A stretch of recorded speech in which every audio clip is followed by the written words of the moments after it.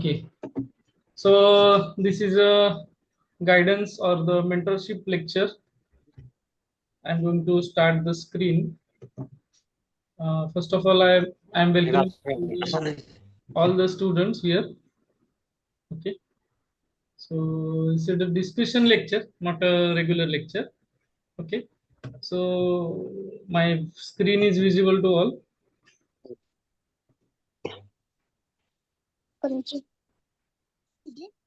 Okay, so first of all,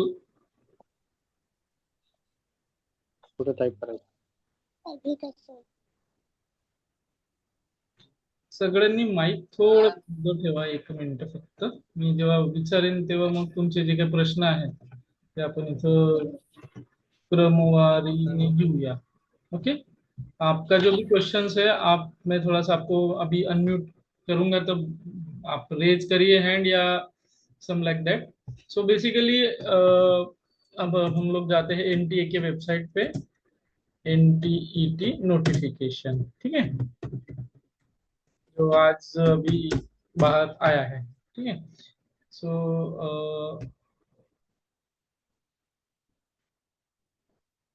आप ये देखते हो, आप भी यहाँ पे नोटिफिकेशन जो है वो हमें, मैं भी सारे लोगों का, खाली मेरा विंडो ही चालू रखता हूँ.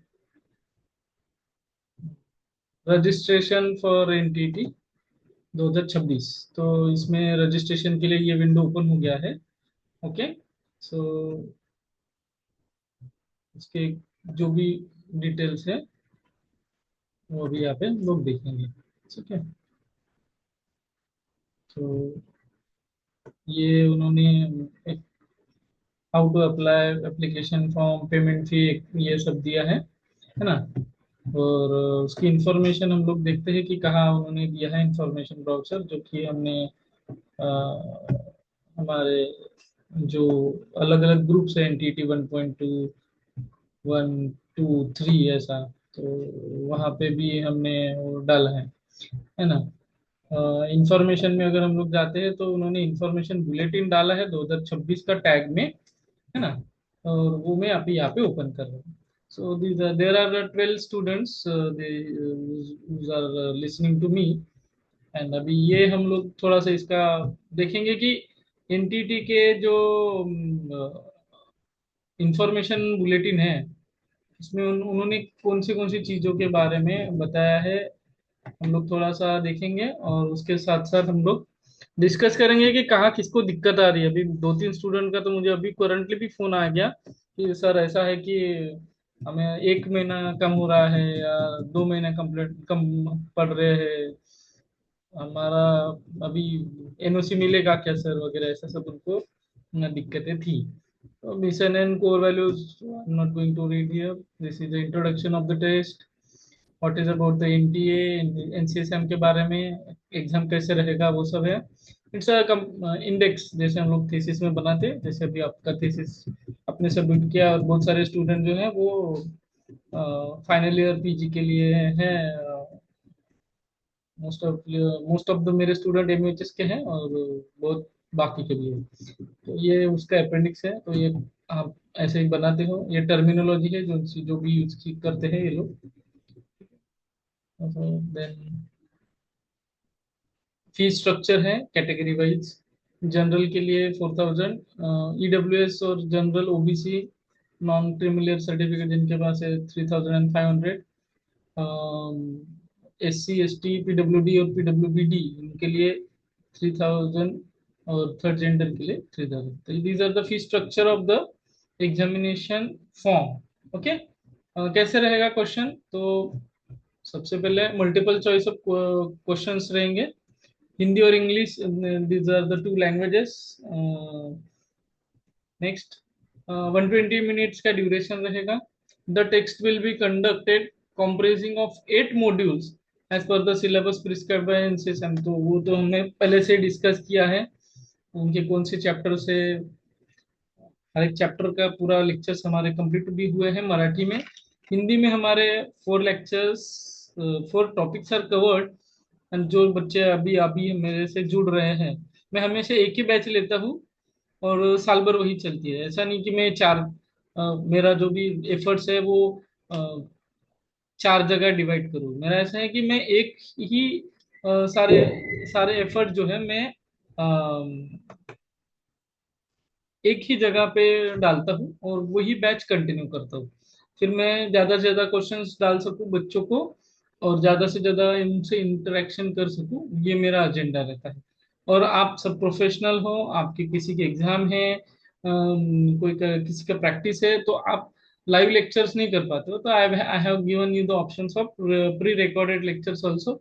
या जो जो बच्चे लाइव रहते हैं वो मुझे क्वेश्चन भी पूछ सकते हैं। तो मतलब ये blended type of teaching learning method हो गया, जो कि best of the best method है in the modification of education technologies. ICT में आता है, मैंने पढ़ाया है मराठी हिंदी में, बहुत जल्द वो चैप्टर भी चालू करेंगे। सो इसके कुछ अपेंडिक्स आए हैं, मैंने थोड़े से चेंजेस भी किए हैं। एक ही एप्लीकेशन डालना है, मल्टीपल एप्लीकेशन नहीं एक्सेप्ट करे जाएंगे। देन सॉरी,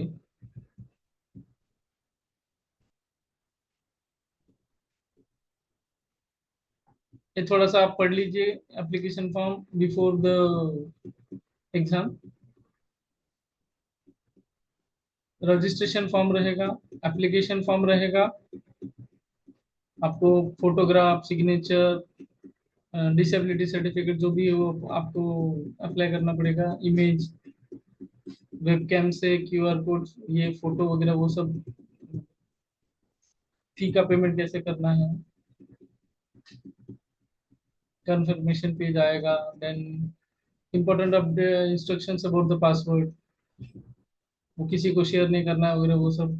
उसमें upper case, lower case, numeric values, one special character, वो सारा चीज जो हमेशा हम लोग देखते हैं वही है। General instructions, just read, I am not going to discuss here, I am going to discuss the crucial points. I am just scrolling down.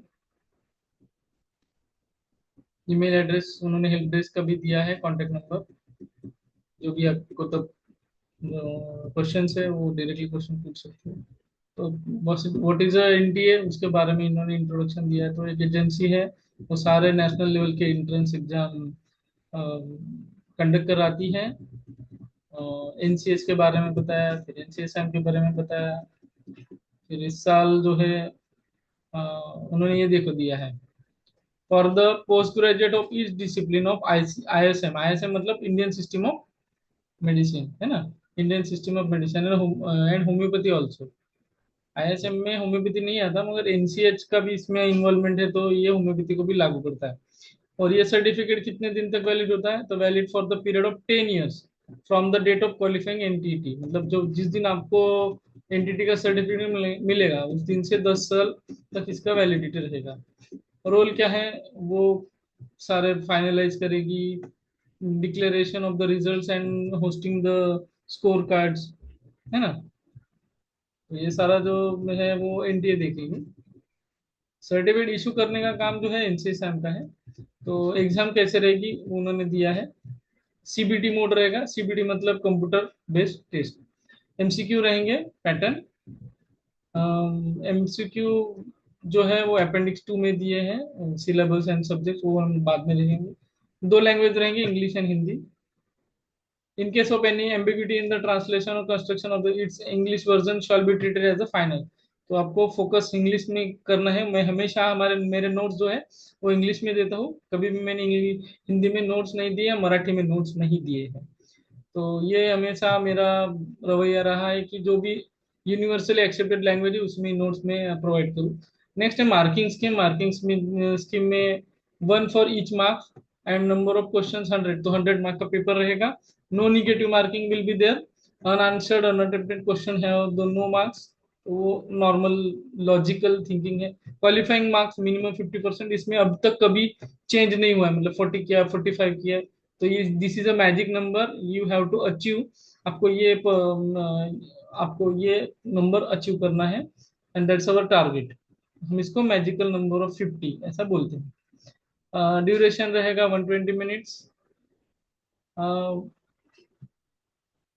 Compensatory time किसको मिला जाएगा, तो फिजिकली जो हैंडीकैप रहते हैं, पीडब्ल्यूबीडी, कितना मिलेगा उनको, 20 मिनट्स फॉर ईच आवर, मतलब 160 मिनट्स उनको टोटल मिलेगा। किनको, जो फिजिकली हैंडीकैप है, उसमें कैटेगरीज रहते हैं ढेर सारी, तो मैं उसमें नहीं जाऊंगा अभी, मगर उनको सबको मिलेगा, इसलिए उन्होंने फिर उनका जो एक नंबर रहता है वो मांगा है।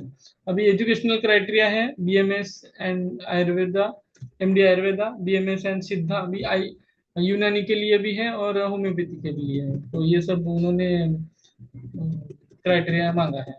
ठीक है, अभी यहाँ पे देखो बीएसएमएस, मतलब सिद्धा वाले, एमपीएच, है ना, तो यह इतने सारे कैटेगरीज अपने पास है स्टूडेंट्स के। पहले बीएमएस एमडी, फिर बीएमएस एमएस, फिर एमए इन संस्कृत, फिर BMS and MSc anatomy, BMS and MSc physiology, MPH BMS and BMS and, मतलब बीएमएस करना ही है, उसके बाद एमपीएच आयुर्बायोलॉजी, बीएमएस एंड आयुर्बायोलॉजी एमएससी, ये भी बच्चे इसमें एग्जाम के लिए, मतलब जिसको टीचिंग में आना है उसने सबने ये एग्जाम देनी चाहिए, वो कोई भी स्ट्रीम हो फिर। The candidate must have obtained any of the above qualification from any of the recognized institute of NCSM or NCH of any state center or recognized or approved private approved institute. Eligibility है double underline mark देखो, completed 30 months of post graduation shall be eligible to appear in this exam, whereas the homeopathy candidate with recognized post graduate degree shall be completed। तो यहाँ पे ISM जो है, ISM मतलब आयुर्वेद, यूनानी और सिद्धा, इनको 30 मिनट्स का है, होम्योपैथी को कंप्लीट चाहिए उनका डिग्री, है ना, पोस्ट ग्रेजुएट। नेक्स्ट है degree is included under the second schedule of IMCC, वो सब वैलिड चाहिए। Any person requires qualification of the teacher at who is working और less or has a working in non-teaching profession such as medical officer, research officer, desire to have the enter in the teaching profession shall have to qualify, मतलब कोई पहले medical officer रहता है government में, फिर retire होता है, retire होने के बाद उसको वापस से आना है क्योंकि इधर 70 का एज हो गया है, तो ऐसी सारी कंडीशन में मेडिकल ऑफिसर हो, रिसर्च ऑफिसर हो, तो इन सबको टीचिंग प्रोफेशन में आने के लिए एनटीटी लगेगा ही लगेगा। Is not is the bar in this, for example XYZ director of drug and इसके थे, और वो उनको अभी उनका रसशास्त्र में पीजी था, तो वो डायरेक्टर रह गए हैं ड्रग एंड इसके, drug and cosmetic department of that particular state, तो उनको अगर टीचिंग में आना है after retirement of his government duty that called as 60, तो यहाँ पे 60-70 तक तो ईयर है टीचिंग में, तो ऐसे इसमें भी उनको एनटीटी देना पड़ेगा। The qualifying NTT exam does not confirm the right to appointment as a teacher in any position. The appointment of the teaching profession in any position shall be governed by the regulation in the NCSI। तो वो मैं आपको बाद में बताऊंगा, फिर भी इतना ध्यान में रखिए कि आपको एनटीटी क्लियर होना है, पीजी कंपलसरी कंप्लीट करना है, और उसके बाद टीचर कोड के लिए अप्लाई करना है। ठीक है, अभी टीचर कोड सबके आते हैं, एनसीएच वाले भी टीचर कोड चालू कर दिए, मतलब होम्योपैथ वाले। Any person who desire to take the teaching permission at the level of for the first time shall have to appear for this exam and shall have to obtain the minimum 50% marks to be qualified. Master of Science in Anatomy, Physiology, Biochemistry, Forensic Medicine and Toxicology, MPH from recognized institute can appear for the NTT for post of assistant professor if the candidate are holding the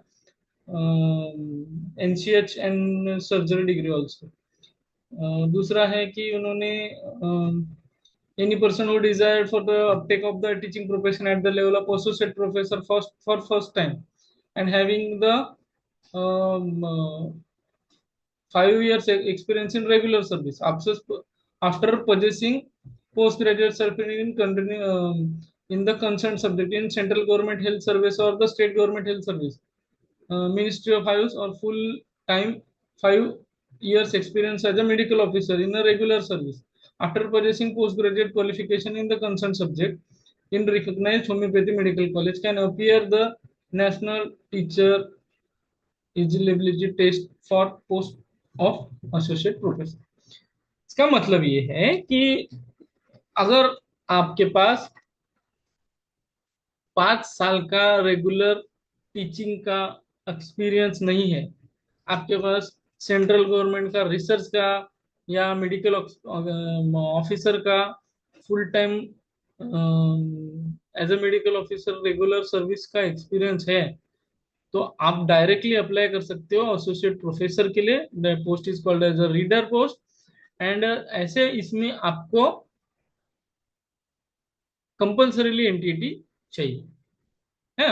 तो any person who desire to take up teaching profession at the level of associate professor for first time, teaching profession में पहली बार आया, and having a 5 years experience in the regular service after possessing the postgraduate qualification in the concerned subject in central government की कोई post रहती है, ministry of Ayush की कोई post रहती है, और full time 5 years of experience as a medical officer in a regular service after completion of post graduation. Medical officer के लिए बेसिक क्वालिफिकेशन लगता है अंडर ग्रेजुएशन। ऐसे लोगों को मिलेगा क्या? नहीं। आपका पीजी होने के बाद आप जब मेडिकल ऑफिसर में ज्वाइन होते हो और आपका 5 साल का एक्सपीरियंस है, तो आप इलिजिबल होते हो for the post of associate professor, और वो कंडीशन में आपको लगेगा एनटीटी। ठीक है। Next, any person who have desire to take up the profession at the level of associate professor for the first time in homeopathy, ये था पहला वाला, ये क्लॉज था मेडिकल ऑफिसर के लिए 7वां। और ये नेक्स्ट वाला क्लॉज है for the research experience in the CCRS or the state government or the union territory administrative services or the national institute at least 3 publication in index or peer reviewed journals can appear the national teachers eligibility test and examination for the post of associate professor। तो ये जो था medical officer का, government के medical officer की यहाँ पे बात की है, प्राइवेट के मेडिकल ऑफिसर की बात नहीं की है। ठीक है। ये जो क्लॉज है सेकंड वाला, ये है full time research experience in research of central government, CCRS, state government और union territories and the national institutes. वहां पे वो रिसर्च के लिए काम कर रहा था, तो उसका एक्सपीरियंस जो है वो 5 साल का अगर है, और उसके साथ साथ उसके 3 इंडेक्स जर्नल मतलब web of science, Scopus, PubMed, high and जो जर्नल्स रहते Q1, Q2, Q3, ये या यूजीसी केयर, तो उनमें अगर उनका जर्नल 3 आर्टिकल पब्लिश है वो 5 साल में, तो उनको भी एसोसिएट प्रोफेसर के लिए उनको हम लोग मतलब एनसीएसएम एनटीटी के लिए क्वालिफाई करेगा और उनको पोस्ट ऑफ एसोसिएट प्रोफेसर मिल जाएगा। नेक्स्ट है doctor of philosophy, degree holders among the master of science in anatomy and physiology and the biochemistry, masters of public health from the recognized institute for the post of assistant professor। ठीक है। तो ये सब लोग जो है वो assistant professor के लिए। अभी 10th पॉइंट जो है वो यहाँ पे ऐड हुआ है, ये पिछले साल नहीं था। The post graduate candidate pursuing the Ayurveda, सिद्धा एंड यूनानी streams must provide a NOC issued by the concerned college or institute shall be mandatory। इस बार मैंडेटरी किया है। The NOC must certify that the regular postgraduate student of the institute and has a completed 30 months of prescribed postgraduate programs as on, जो भी date है वो mention last date of application. तो 28 तारीख को एग्जाम है, तो लास्ट डे का उन्होंने शेड्यूल दिया है, उसके अकॉर्डिंगली वहां पे डेट डालना है। The certificate shall be issued by principal और the head of the institute at the concerning colleges in the proforma in appendix 9। ठीक है। तो post graduate candidate from the streams of other than Ayurveda, Unani, Siddha MA shall require to have successfully completed their post graduate. मतलब जो MA Sanskrit वगैरह है उनको सबको ये करनी पड़ेगी। और होम्योपैथ के लिए भी, क्योंकि ये आईएसएम के लिए है, आयुर्वेद सिद्धा यूनानी के लिए, होम्योपैथ के लिए तो कंपलसरी चाहिए। Qualifying percentage 50%। इसमें कभी चेंज नहीं हुआ अब तक, तो एग्जाम हमने दे दिए। रिजर्वेशन वो फीस के लिए है।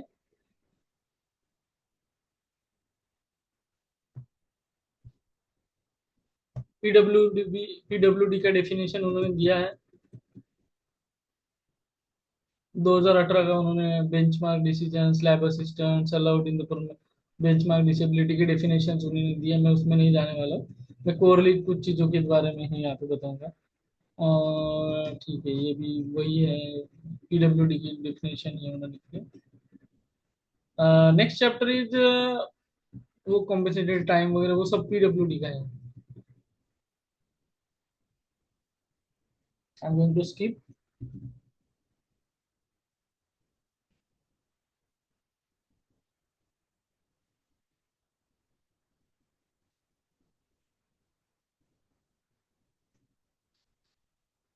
So, choice of cities, three cities of choice. However, due to administrative logistics are different, we can be allotted. मतलब लास्ट टाइम महाराष्ट्र के बच्चों को हैदराबाद मिला था, और हैदराबाद के बच्चों को महाराष्ट्र के औरंगाबाद वगैरह के कॉलेज, मतलब छत्रपति संभाजी नगर वो मिला था। तो तीन चॉइस रहेंगे। And NTA reserve the right to merge one, two और मोर सिटीज। तो वो एनटीए तय करेगा। NTA will not responsible for any consent due to incorrect selection of the cities by the candidate. इसमें थोड़ा लफड़ा होता है, वो लास्ट में हम लोग देखेंगे। Admit card, admit card will be the, मतलब वो भी ऑनलाइन आता है, इसमें भी कोई पढ़ने लायक कोई चीज नहीं है। शेड्यूल 28 अप्रैल 2026 सीबीटी रहेगा। स्लॉट्स या शिफ्ट कुछ है तो वो बताएंगे। स्लॉट या शिफ्ट इसलिए बताया जा रहे हैं क्योंकि हो सकता है दो पार्ट में एग्जाम हो, depends on the application form. Timing of the examination, duration of examination 120 minutes. 100 questions रहेंगे। अभी हम लोग आते हैं next, instructions for the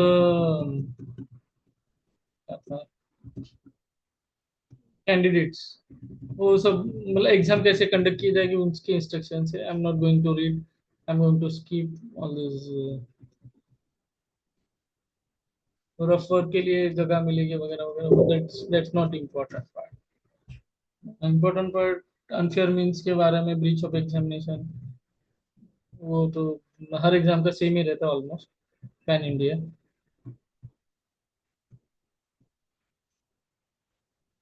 dress code,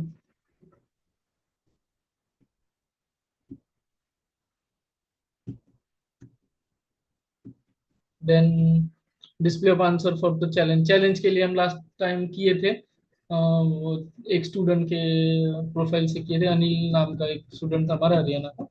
वो 51 मार्क मिले उसको उसका clear. Miscellaneous correspondence with the NTA, that's not important, we are going to skip. Appendices चालू हो गया भैया। सबसे पहला है कौन से बैंक में क्या पैसे वगैरह भरना है, फीस वगैरह, उसका सारा डिटेल्स है। Help desk, payment receive procedure, सारे उसके पोर्टल्स। हाँ, अभी दिस इज इम्पोर्टेंट पार्ट। मेरे ख्याल से कुछ चेंजेस तो नहीं आए हैं। वही है सारा टीचिंग मेथड में, teaching objectives, utilisation almost same syllabus है। सेकंड चैप्टर भी सेम ही है, doctor patient communication, teacher learning communication, classroom management, practical lab, skill lab, community reach, outreach, assessment methods, educational technologies, no change, no change. MOOCs, Swayam Prabha, Swayam educational psychology, no change. Seventh entry होगी education, no change. Eight pedagogy. तो almost सारे जो chapters है वो उन्होंने last वाले exam के ही दिए हैं। सिटीज उन्होंने ये कोड वोड दिए हैं वो सब इसमें है। लॉगिन आईडी पासवर्ड का उन्होंने दिया है। ये हमारा जो ये क्वेश्चन मॉक टेस्ट आप छोड़ोगे तो आपको पता चल जाएगा कि ऐसे सारे साइंस एंड सिम जो छोटे छोटे रहते हैं वो आपको मिल जाएंगे।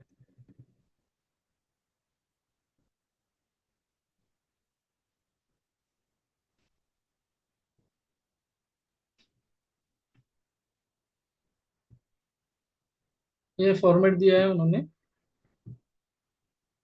फिजिकल हैंडीकैप के इसका।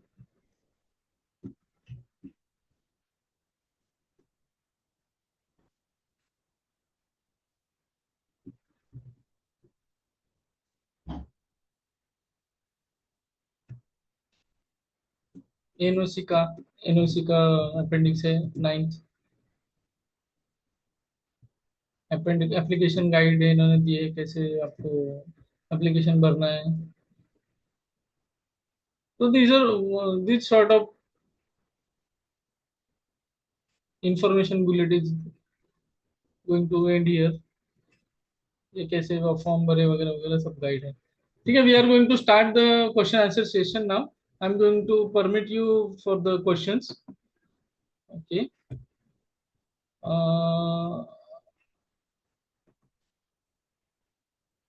Allow participant to unmute themselves. Okay.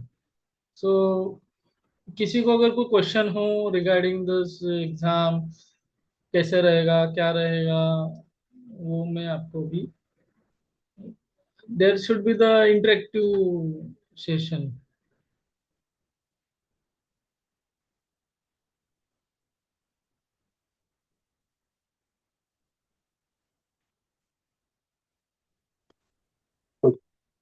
Hello. Yes. Sir मुझे ऐसा पूछना था कि जैसा मेरा पीजी शल्य हुआ है पीजी शल्य हुआ है, और ठीक। हाँ, मैं एक कॉलेज में एज ए कंसल्टेंट मैंने ज्वाइन किया है। कब ज्वाइन किया आपने? एनटीटी आने के पहले या एनटीटी आने के बाद? एनटीटी आने के बाद। तो 2025 में? हाँ मीन्स 2025 में मैंने एज ए कंसल्टेंट एक कॉलेज ज्वाइन किया है। हाँ। जो कॉलेज एनटीटी के एग्जाम आने के बाद में, हम्म। जैसे वो कॉलेज तो नया है तो मेरा सर्जरी जो सब्जेक्ट है वो तो 3 साल बाद आएगा ना वहाँ पे। हाँ, मैं समझ गया, हाँ। तो मेरा वो पूरा एक्सपीरियंस काउंट होगा क्या बाद में, very tricky question teacher is. Code आने के बाद? हाँ, ये थोड़ा ट्रिकी क्वेश्चन है मैडम आपका। अच्छा। तो बेसिकली आपका ऐसा मानना है कि आए हुए आप जो थे वहां पे पहले से पढ़ा रहे थे, या आप क्लिनिकल टीचिंग सब्जेक्ट के थे मगर वहां पे स्टूडेंट नहीं थे? नहीं नहीं, मैं वहाँ पे टीचर एज ए टीचर नहीं, मैं कंसल्टेंट करके ज्वाइन हूँ, लेकिन मेरे पास वो बेसिकली कंसल्टेंट का एक्सपीरियंस है। बेसिकली क्या होता है कि ये क्वेश्चन मैंने लास्ट टाइम भी बहुत लोगों से डिस्कस किया था। एंड हम्म, आपका इसमें ऐसा है कि आपने एनटीटी दे के वो कॉलेज में ज्वाइन होना चाहिए। नहीं तो अभी मैं वो कॉलेज ज्वाइन हूँ और मैं एनटीटी दे रही, तो मेरा अगर मैं पास आउट होती हूँ तो मेरे पास एनटीटी सर्टिफिकेट आ जाएगा। तो तो मैडम आप एक वो चीज तो मैं, नहीं समझते कि आपका एक्सपीरियंस जिस दिन आप एनटीटी क्लियर करते हो उस दिन से हम्म, लागू होता है। ओके ओके ठीक है sir. So here is the clear solution of this question that अगर आप पहले एनटीटी क्लियर करके बाद में कोई भी कॉलेज में कंसल्टेंट ज्वाइन होते तो आपका एक्सपीरियंस काउंट हो जाता। अभी अभी वो एक पॉइंट पे ऐसा रुक गया है कि एनटीटी के बगैर तो टीचर कोड मिलता नहीं। ठीक है। तो बैकडेटेड एक्सपीरियंस हम्म कैसे आपका वैलिडेट होगा, क्योंकि your experience start when two two things are completed। First, your degree, either it's a provisional degree, date of provisional degree, or date of NTT certificate. NTT का स्कोर कार्ड अलग होता है और entity का certificate अलग होता है। तो एनटीटी का सर्टिफिकेट जब आता है तो वो मेरे ख्याल से उस रिजल्ट के दूसरे दिन से आपका एक्सपीरियंस चालू हो जाता है। तो नहीं आप। तो सर मुझे ऐसा बोलना है कि अगर मेरा एनटीटी सर्टिफिकेट, अभी जैसे अप्रैल में एग्जाम है, हम्म। मई या जून में मेरा एनटीटी सर्टिफिकेट आ जाएगा। यस। लेकिन वो कॉलेज में सर्जरी जो सब्जेक्ट है मैडम मेरी एक वो बात सुन, उसका। मेरी एक बात समझो। आप पहले से हम्म। एमडी एमएस जो भी है आपका, वो आपने कब किया? हम्म। 2024 में किया, 25 में किया है, 26 में कर रहे हो? नहीं नहीं, 2023 में मैं पास आउट हुई यस, पीजी तो शैलजा जी। 2023 में आप अगर पास आउट, हाँ। तो 2023 में आप कभी ज्वाइन थे क्या कोई कॉलेज में?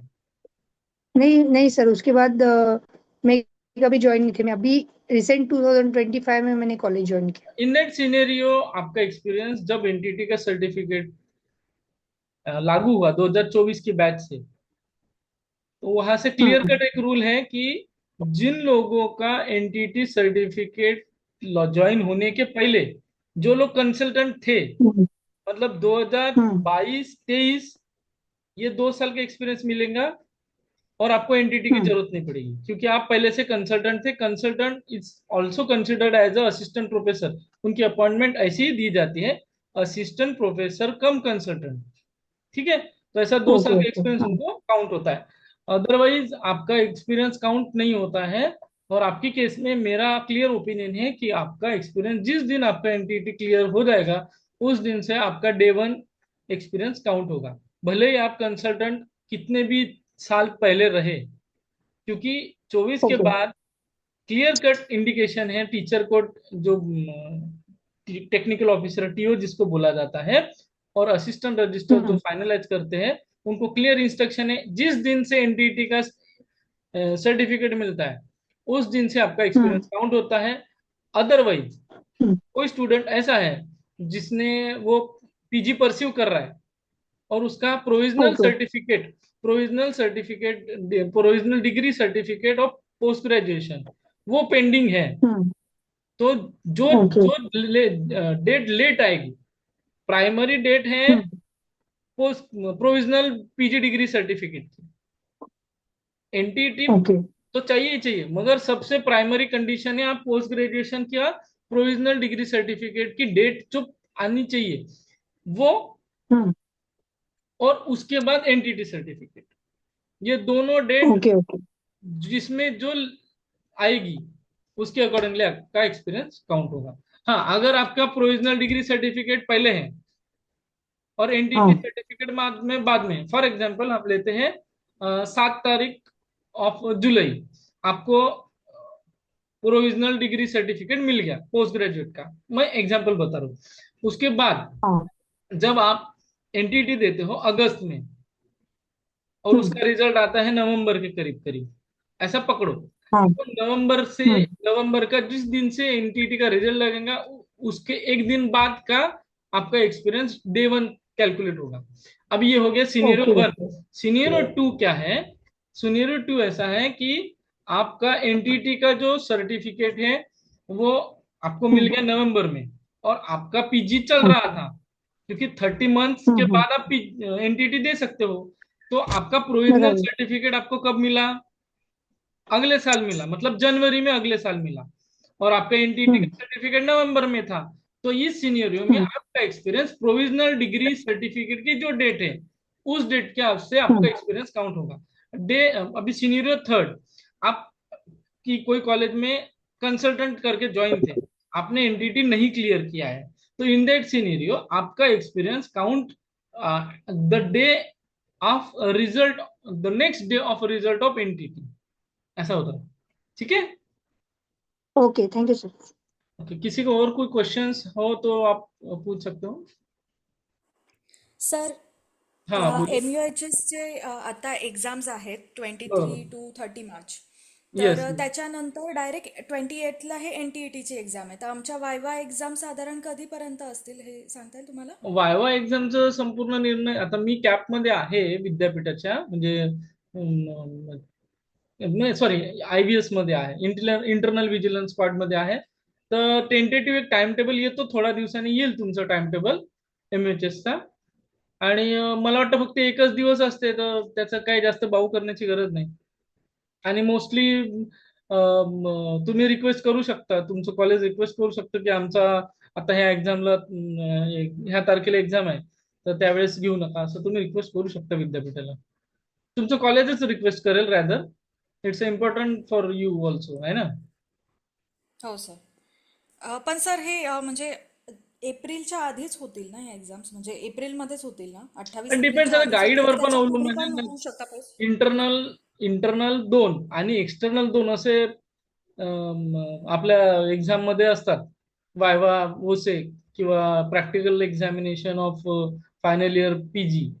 तर ते सगळं युनिव्हर्सिटी ठरवते. त्या तरी पण तुम्हाला ना थिअरीचा टाइम टेबल आला, त्याचे टेंटेटिव्ह डेट्स आल्या, त्याच्यानंतर मला असं वाटतं की 15 दिवसामध्ये, आता जसं आता 23 तारखेला एक्झाम सुरू आहे तुमची आणि 29ला मला वाटतं संपते, 29 की 30ला काहीतरी संपते. 30 तर ला. हा 30ला संपते. तर मग 30ला संपल्यानंतर लगेच त्यांना एक टेंटेटिव्ह टाइम टेबल टाकावा लागतो, जो आपल्याला MHS देतं. आणि त्यानुसार मग इंटरनल, 2 इंटरनल, त्यातला एक कॉलेजचाच असतो, एक बाहेरचा येतो, म्हणजे जवळपासच्या त्या सिटी मधला, आणि 2 एक्सटर्नल येतात. असे 4 एक्झामिनर असतात MHS म्हणजे पीजी मध्ये. आणि ते मग तुम्हाला तुमचे जे काही डेझर्टेशन वर्क आहे, तुमचे सब्जेक्ट वायवा वगैरे, ते सगळं कंडक्ट करतात. तो हा युनिव्हर्सिटीचा नियम असतो. आणि कुठलंही स्टेट कधीच सेंट्रल गव्हर्नमेंटच्या अपोज मध्ये जाऊन किंवा एजन्सीच्या अपोज जाऊन करत नाही. सो 28 तारखेला शक्यतो ते ठेवणार नाहीत. आयदर ते पहिले ठेवतील किंवा नंतर ठेवतील. आयदर समजा असं काही झालं तर आपण कडू सरांना बोलू, एक्झाम कंट्रोलर आहेत, त्यांना लेटर लिहू की आमची आमची अशी अशी एक्झाम आहे आणि त्या दिवशी आमची ओरल ठेवलेली आहे, तर ती ओरल पोस्टपोन करा. ओरलची सर्वस्वी रिस्पॉन्सिबिलिटी ही एक्झाम कंट्रोलरची असते, आणि कडू सर हेल्पफुल आहेत, ते आपल्याला करतात. मग आपण विद्यार्थ्यांची संघटना असते, स्टुडंट वेलफेअर, त्याच्या माध्यमातून करू शकतो. नाशिकमध्ये ती संस्था कार्य करते आणि अतिशय चांगल्या पद्धतीचे सपोर्ट आपल्याला MHS करतो. ठीक आहे. Thank you sir. ओके. अजून कोणाला काही टेक्निकल किंवा अभ्यास रिलेटेड काही प्रश्न असतील तर तुम्ही विचारू शकता. जो भी आपको क्वेश्चन है आप पूछ सकते हो. ऐसा नहीं कि मैं मराठी में बोल रहा हूँ तो आप मुझे नहीं पूछ सकते, है ना. अभी हाँ, 2 मिनट्स ही बचे हैं. Then I am going to in this session, and ये सारा लेक्चर मैं अभी लाइव कर दूंगा. थोड़ा सा शाम तक, मतलब लेट नाइट या अर्ली इन द मॉर्निंग, ये यूट्यूब में मैं डाल दूंगा इसका जो रिकॉर्डिंग है वो, है ना. बेसिकली जो हमने हमने जो कोर्स डिजाइन किया है उसमें 4 कंपोनेंट्स आर देयर. मैं भी हमारा A to Z आयुर्वेदा का भी थोड़ा बता देता हूँ. पहला कंपार्टमेंट है, हमने जो इम्पोर्टेंट टर्मिनोलॉजी निकाले, कोई भी एग्जाम क्रैक करनी है तो उसमें टर्मिनोलॉजी जो है वो पढ़ना इम्पोर्टेंट है. हमने ना यूजी में पढ़ा है ना पीजी में पढ़ा है. तो एजुकेशन के जो टर्मिनोलॉजी है वो हमने 30 मिनट्स ऑफ मॉर्निंग रिसाइटेशन जैसा हम लोग करते थे, वैसा शाम को जो है वो 30 मिनट्स ऑफ एजुकेशन थ्योरी, क्योंकि 2025 में 25 क्वेश्चन आए थे एजुकेशन थ्योरी के, तो वो एक दो लिस्ट आपको एज अ रिसाइटेशन करके आपको करना है. और बाकी 2025 के सारे 50 लेक्चर मैंने कंडक्ट कराए थे, वो आपको करना है. और एज उसका थोड़ा सा मॉडिफाइड वर्जन और अपडेटेड वर्जन में 26 में लिया हूँ. वो मराठी में मेरे कंप्लीट हुए हैं, हिंदी में 4 टॉपिक कंप्लीट हुए हैं, और 4 टॉपिक मैं बहुत ही जल्द लूंगा, लाइव लूंगा. तो मैं उसके लिंक ग्रुप में डालते जाऊंगा. तो जिस स्टूडेंट को वो लाइव देखना है, पढ़ना है, तो वो ज्वाइन हो सकते हो. एंड उसके बाद MCQ बैंक 7,000 क्वेश्चंस की, और उसके बाद 100 mock test we are going to plan. तो ये आपके सफलता का जो एक मैंने टाइमलाइन बनाया है, रोड मैप जिसको बोलते हैं, तो वो रहेगा. सो थैंकिंग ऑल द स्टूडेंट्स. ये मीटिंग अभी कुछ सेकंड में बंद होगा. ठीक है. तो मिलते हैं नेक्स्ट लेक्चर में in Hindi chapter 5. Thanking you, your host and your mentor doctor Hiteshwar Lonare.